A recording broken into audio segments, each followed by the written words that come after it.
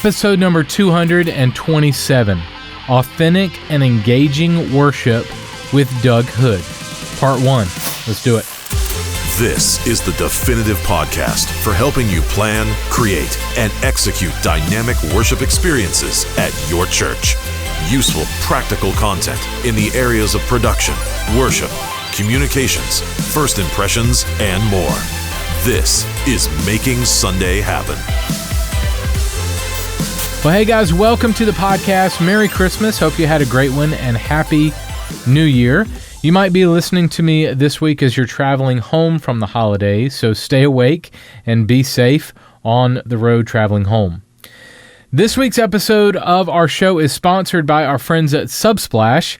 Subsplash is the leading provider for church apps and engagement tools. You can check them out today at subsplash.com. And speaking of apps, we are so proud to announce our brand new 1230 Media app. It's available now in the App Store and on Google Play. You can get them, our app, wherever apps are available. It's absolutely free. And if you're watching this, here is a sneak peek of what's inside the app. Check this out. Hey guys, we're so excited to announce the release of our brand new mobile app. This app will give you a way to connect with us and all of our media content and training 24/7. We have designed the app where you can access all of our training resources, get access to our entire worship media library, and start your next custom media project right within the app, right at your fingertips. When you download our app, you'll receive a copy of our ebook, The Ultimate Church Media Toolbox, absolutely free. Just download the app and click free ebook right on the front page of the app. Make sure to create an account and log in to receive notifications from us, and in your first notification, we'll give you a code for 10% off your next custom media project with us. We've tried to make the app simple to use, so what are you waiting for? Download, log in, and engage with all the content we have available right from your phone. Head over to your app store and type 1230 Media to search for the app today, or you can go to 1230.media/app to download the app directly to your phone or device. 1230.media/app. Hey guys, we are really excited about this app. We have a lot planned for the app this year, including exclusive deals, free and early access to content, and more. When you download the app, you get every week's episode of the podcast on Sunday instead of Monday. So a full day early. You can enjoy the podcast on your Sunday afternoon or evening. So it's right there for you on your way to work on Monday as well. So you can download the app free right now. Just search the words 1230 Media on the App Store or the Google Play Store today. Just search 1230 Media. This week on the show, we start a two-part series with worship leader Doug Hood. Now, Doug has authored the book, The Worship Unicorn. His thinking is that too many churches are consumed with copying each other, specifically in the area of music and worship. So where is the uniqueness? Where is the individuality? How do you find your voice as a worship leader? That's what we're going to be talking about this week and next week on the show. So we'll jump right into part 1 of my interview with Doug Hood right after this. When it comes to digitally engaging your church community, knowing where to start can feel overwhelming. But what would it look like to partner with a platform that makes engagement simple? At Subsplash, that has been our goal since day one. We work closely alongside your ministry to help you share the gospel, connect with your community, and fuel your mission. Our team of ministry-minded experts are committed to your success. From consulting to app implementation and ongoing tech support, we're here for you every step of the way. The Subsplash platform gives you the ability to completely customize your digital presence with ease. It comes fully loaded with your own app, website builder, online and mobile giving, and so much more. Imagine the possibility of posting last weekend's sermon and seeing it populate across all your digital platforms instantly. We take care of the hard stuff, like writing code and updating your software, allowing you to save time for what matters most, making disciples and sharing the gospel. Lord, I know without you I am nothing. I cannot do what you call me to do on my own. I am desperate for your presence in my life. We do all of this while providing you the metrics and analytics that matter most, so you can see how your community is engaging with your content and connecting with your ministry. From day one, the Subsplash platform was built to be an all-in-one solution that drives your ministry towards ultimate engagement. At the end of the day, our goal is simple: to partner with your ministry and help engage your community. Our team is ready to help you do just that. So connect with us today and learn how Subsplash can serve you.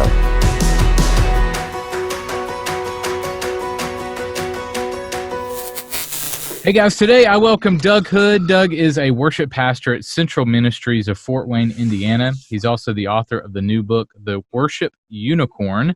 So be sure to pick it up at Amazon today. Doug, man, thank you so much for hanging out with me today. Appreciate it. Yeah, good to be here. Thanks for the invitation. Appreciate it. Absolutely, man. So tell me a little bit about your role at Central Ministries and just kind of what the Lord has been doing with you the last few years. Yeah, my role is worship pastor, so I lead a couple services every weekend. We've like most churches, we've kind of evolved over the years. From back in the day, we had one service, and then we had two, and one time we had as many as five. And we've had a multi-site. We still have a multi-site, so we've added Friday night church, Sunday morning church. So currently, I lead two services every Sunday morning. Awesome, man. So the book, I got it here, Worship Unicorn. Yeah. So tell me what led you to write the book and put it together. Yeah, I had as a worship leader, as a just kind of a creative person, I jot down ideas from time to time, and so I've got a lot of ideas kind of floating around in my head, and I put those down in various places. And a couple of years ago, I just was kind of looking at some of these ideas, and I had kind of thought about it, a few times of writing a book, and one of the guys in my office one day, just out of the blue, he sends me an email, and he said, "Hey, this is going to sound really strange, and it's going to, come out of nowhere." He said, "But have you ever thought about writing a book?" And I said, "Oh, okay. Well, maybe that's my confirmation that I'm supposed to write a book." Yeah. So that's kind of how it started, maybe about a year and a half ago, and I kind of started to frame the ideas. I wanted it to be really simple. I didn't want it to be something that was really super deep and really, really heavy, but I wanted it to be like real things that people that really want to lead better could do, and so that's why at the end of the chapter, every chapter we have, here's an idea, here's an action item, a piece of homework that you can do this week to try to lead better. And so my heart is to try and help people lead worship better, not lead songs better, because we need more worship leaders. We don't need more song leaders. Right. And so that's kind of the gist of it. And also one thing to clarify, I am not the worship unicorn. So some people see that, and the worship unicorn does not refer to me.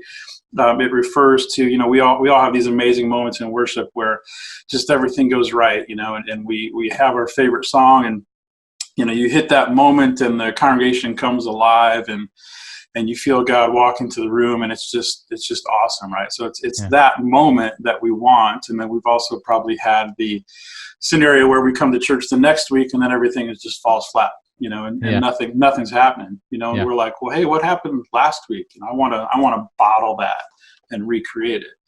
Now we know we can't bottle it, but the unicorn concept is like chasing that thing that just happened last week. How can we try to have that happen more often? Yeah, I was going to ask you about that. So if we're honest, sometimes worship leaders or anyone in ministry for that matter, we can fall into copying either ourselves or others instead of creating. So tell me how the book kind of captures that chasing after my uniqueness, chasing after the unicorn. Yeah, we talk about that in the book. I think that's one of the most dangerous things that we do is look at churches that we would put in the category of successful for whatever reason. Either they're successful at worship, or they're successful because they're really large, or they're on TV, or any of those things. And we kind of put a target on that, and we can say, well, we want to aim for that. And I don't think there's anything inherently terrible with that. But if we're driven by that, if that is what we're chasing, we're trying to be them rather than we're trying to be ourselves. I think that's the core problem. And Right. so we talk about that a lot in the book of, I can't just be a musician behind a keyboard and just playing songs to people. I have to lead those people. Right. And if I don't know those people, I can't lead those people, right? I can get up and I can play songs and they can be awesome, right? But if I don't know the people in the congregation, if I don't know the stories of the people that are sitting right in front of me, how do I know how to lead them? Mm-hmm. So it's so much deeper than music, and so that's why we as leaders have to know the people that God puts right in front of us. Every Sunday, every Friday, every Saturday, whenever you have church, God is physically taking hundreds or thousands of people and plopping them right in front of your face. And we have to know those people, and when we do, then this amazing thing happens where we know the stories of those people and we know what songs they need for that week, on that Sunday. So that's when it gets fun, and that's when it gets effective, and that's when we're leading people in worship and not just playing music to them. Right. And in the book, you lay out 10 different things to pursue authentic or engaging worship. So I want to kind of hit on each of those really quickly in our time together. So the first one that you're after is a continuation of what you just said, in that music is not worship. So maybe answer it this way: how do we think as a leader, not as a musician? Yeah, well, I think I go back to my journey as a musician, as a leader. I was a musician way before I was a leader. I think there was a long time that I thought I was leading worship that I wasn't. I was leading songs, but I wasn't leading worship. And so we need to be praying. We need to be asking God what He wants for the church, not just what the popular song is that week. And I've had, and your people that are going to watch this can probably relate to this, but I've had some weeks where I have some oddball songs, where I'm like, God, am I really supposed to do this song? This is a weird song. But He impresses on me that this is for this week. And so we need to be constantly praying, God, what do you want for my church this week? Not what do I want, and not what do I sound great when I sing, or not what has an amazing solo that I will look really cool as I play it. But what does your church need this week to connect with you? And so that's I think that's part of getting there. So what is an action step that we can take to make sure that we're posturing ourselves more as a leader? Oh man, there's lots of them.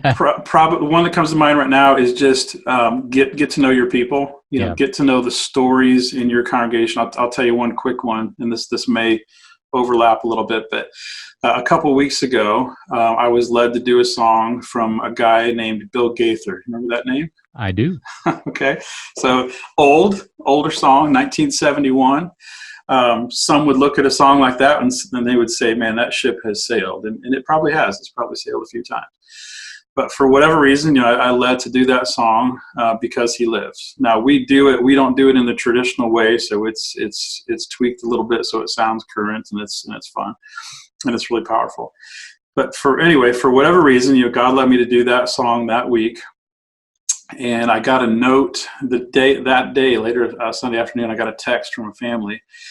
And they said, how could you know that we need that song that day? And I said, and we probably know. I didn't know. I didn't know they needed that song. But the details of that are that there was a person in our church that was getting ready to check out of this world. So she had twice had kind of gone through some pre-suicide things, so she was figuring out how she's going to check out of this world. And she came in, this is 2 weeks ago. She came in and I think that was the first song of the day, actually. And so here's somebody that's ready to, check out. And she hears and she sees the words up on the screen, because he lives, I can face tomorrow. Mm-hmm. My life is worth the living because he lives. And that family looked at each other and they're like, how could Doug know what we need today? I didn't know. but that's what God led me to that day.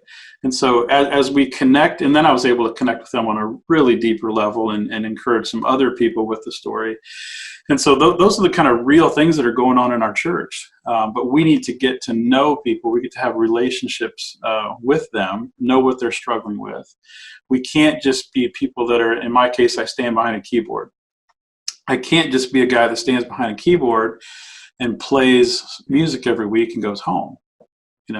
Because how effective am I going to be? I'm just making songs, and for me, I don't want to do that. And again, there was a time when I did, and it wasn't, my motives weren't bad. Just I was comfortable with me as a musician, and not me as a pastor, a shepherd, a leader, a person that prayed, a person that was trying to be involved in the congregation. I was just like, hey, I'm a musician. I'm pretty good, I was pretty secure in, I can play the piano, I can play keyboard, I can sing okay, and I was pretty comfortable in that, But and ironically, the people that I lead now think this is really funny. But when I started leading, I actually told leadership, okay, I will play, I will sing, but I will not talk, and I will not pray, because I was scared to death of that. And so that's what I try to challenge people now. And I know that that's a real thing. There are, whether you play guitar or keyboard or whatever you play, a lot of leaders are really comfortable making music, and the thought of talking or praying just sheer terror, right? Right. But that's where leading takes place, and that's where you transition from a musician to a leader. Good. All right, so second chapter, second thing out of your 10 is you are the potter and God is the clay. Now, tell me why this is not the reverse. Well, because I think that there's a lot of things that we do today where we are in charge of the service rather than God is in charge of the service. We could probably talk an hour on that subject. Yep. But there are technical things, there are planning things, there are song choice things where we say, God, we are the potter, and we're going to let you do these things for 17.5 minutes. That's it. We put God in that box. And don't go over. Exactly. Don't go over. If we feel led to do an altar call, man, I really would like to do that, but we're out of time. Sorry, God, we're just out of time. Or we hit an amazing point in a song and I want to stay there for a while. Sorry, my click track's out. The song is done. Sorry, God. So it's things like that. And I'm being, a little extreme, a little over dramatic, but those are real things that happen. Yeah. And those are real thoughts that go through a worship leader's head. If something in the service is going great and you want to modify it and you want to change it, I'm thinking about things of, what are the camera guys going to do? Does the bass player have the chart? Is the guitar going to need to change the capo? Are the singers going to have lyrics? What are the graphic guys going to do in ProPresenter? What verse do they have? All those things are going through my mind. Right. And those are not really healthy things to be going through my mind when I'm trying to lead a ministry time, Right. I think that's a good. I'll rabbit trail here for a second and tell you from a media production standpoint. That's one thing I want to encourage production teams is to not trash your worship leader if he's feeling the Holy Spirit move in a direction. So that we don't need to be back in the booth going, gosh, he always does that, right?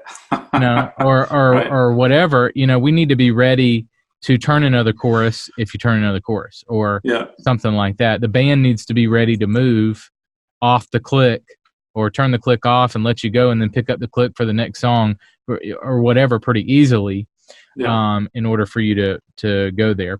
Yeah. That's kind of a current, and that's something new that didn't exist 10 years ago. So there's this great collaboration between worship and tech. And there's also this friction between worship and tech. Right. Because we, as leaders, we want the flexibility to go off script. When we practice every Sunday morning, I'm always telling the guys, hey, I don't want to script this moment. I want to rehearse little pieces of it. We might go here, we might go there.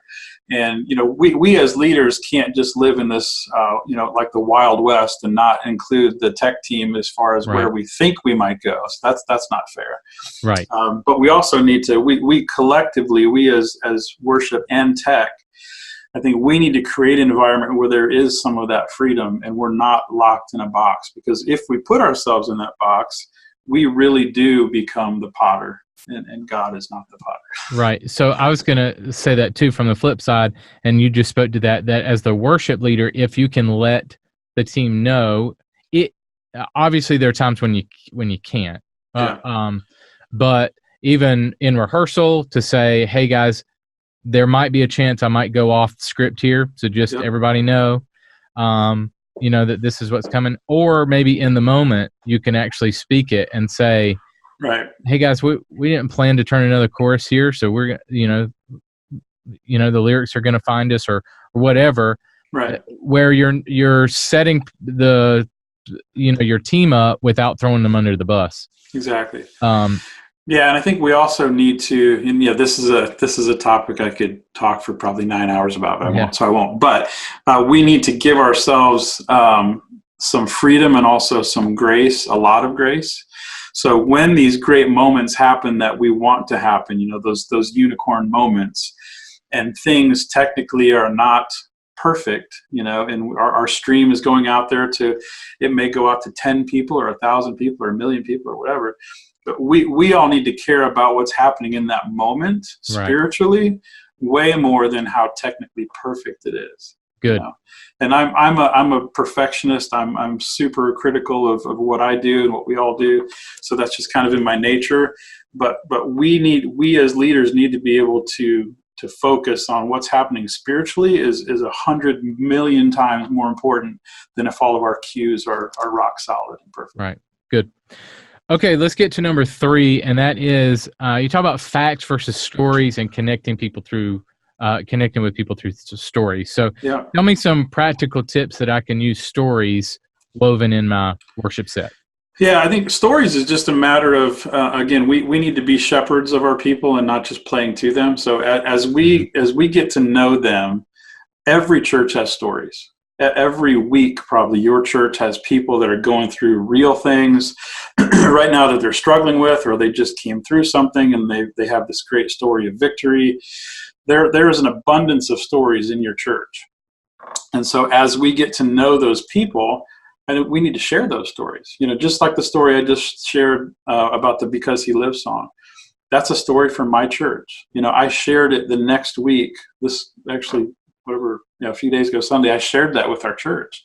So that touches people, and whoever's watching this, however you lead, if you lead a church of 15 people or 5,000 people, you have stories in your church.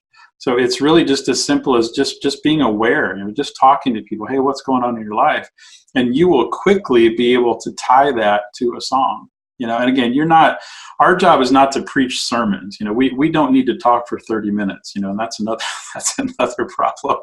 But when you take a minute or 2 or 3 minutes tops, and you just share, hey, this is something that happened in our church, people that are in this room right now, and sometimes you'll even share the name of that person. Sometimes you won't.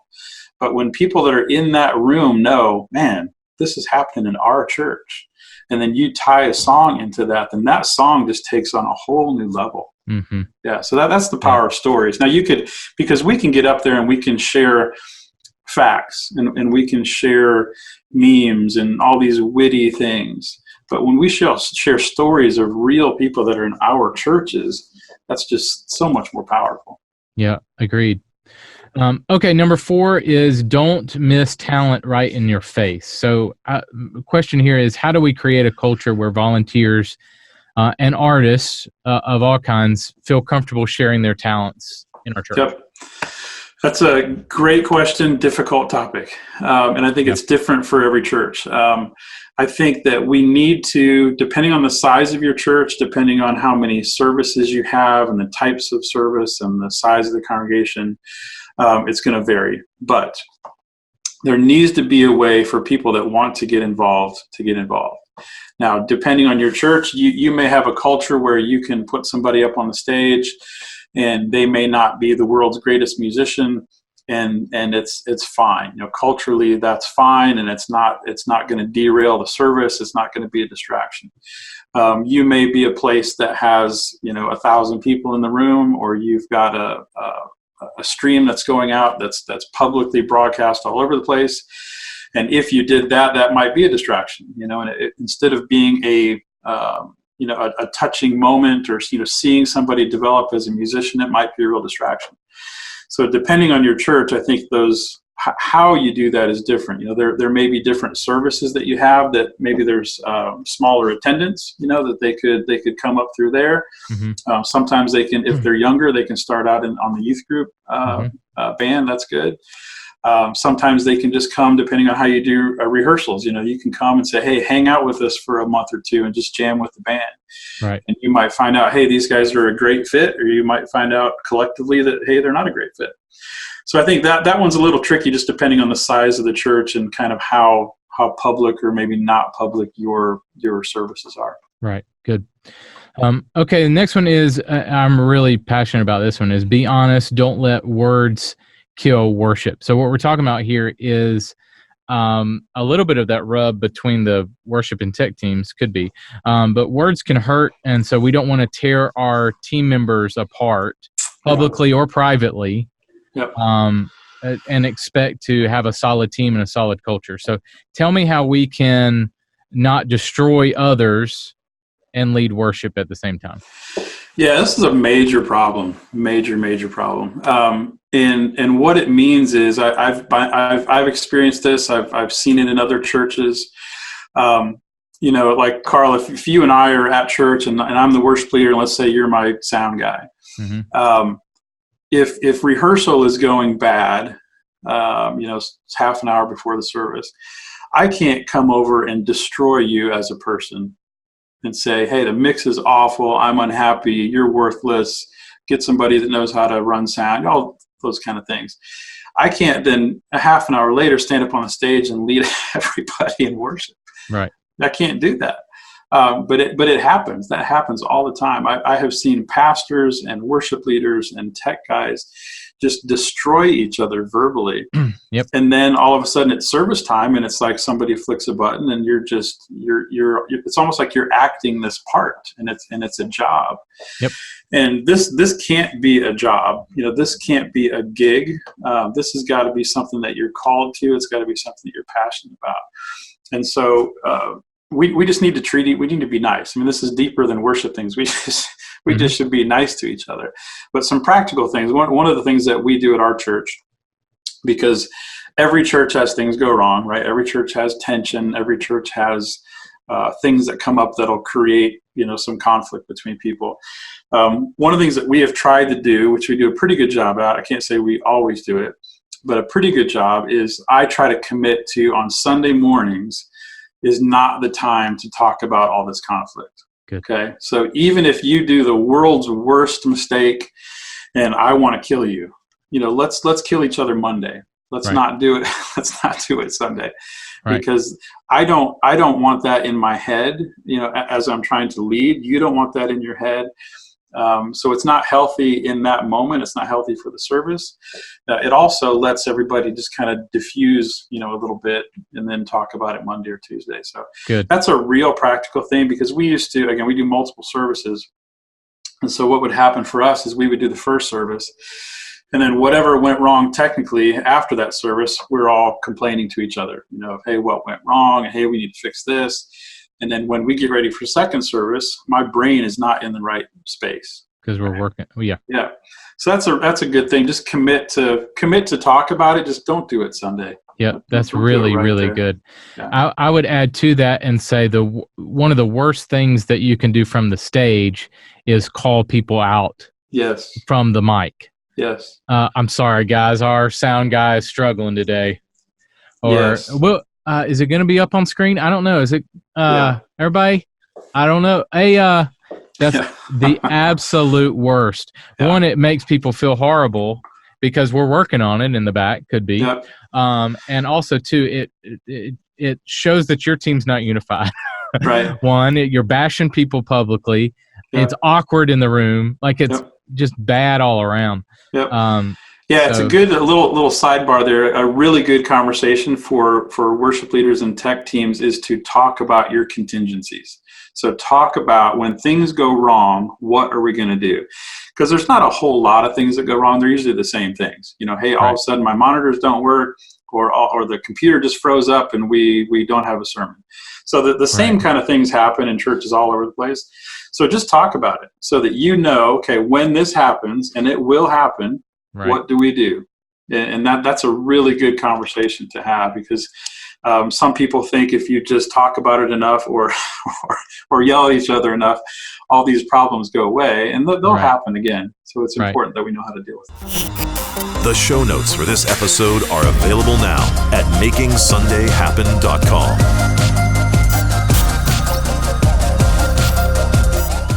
We are going to be moving our mailbag segment to once a month on the show starting next month. So if you have a question on how to transform the worship experience at your church, you can submit a selfie video at makingsundayhappen.com/mailbag. That's makingsundayhappen.com/mailbag. And if we use your question on the show, we'll send you my ebook, The Ultimate Production Team Handbook, absolutely free. So submit your question today, makingsundayhappen.com/mailbag. Next week, we will continue my conversation with Doug Hood all about how to pursue authentic and engaging worship.